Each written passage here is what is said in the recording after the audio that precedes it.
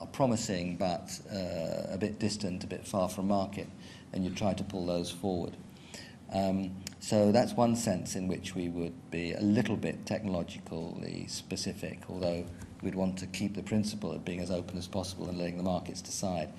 The one area I would emphasize particularly strongly is carbon capture and storage, because we know that from the point of view of energy security and of cost, many countries will be using coal pretty intensively in power generation, and that of course is the most polluting of the hydrocarbons.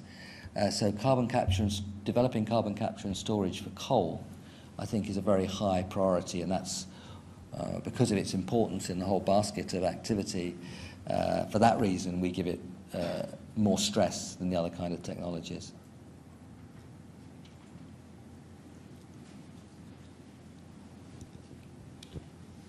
This is more of a policy question, but you alluded to it earlier on in your speech.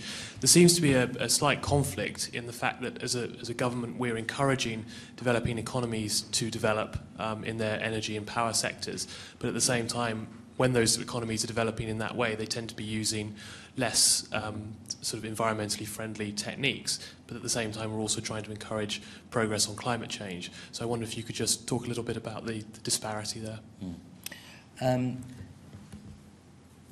What I try to argue is that the techniques associated with using less carbon in, for example, power generation will cost a little bit more, but it's not a huge amount more, and we talk through and analyse how much more that might be, 20% or whatever it might be, depending on the context.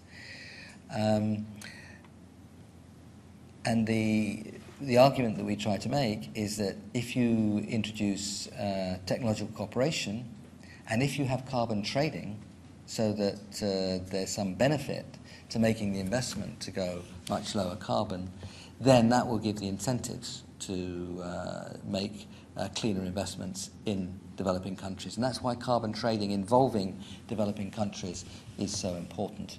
But there's a great deal that can be done on energy efficiency. China's use of coal is pretty wasteful, and just by using, without carbon capture storage for the moment, just by using more efficient technology,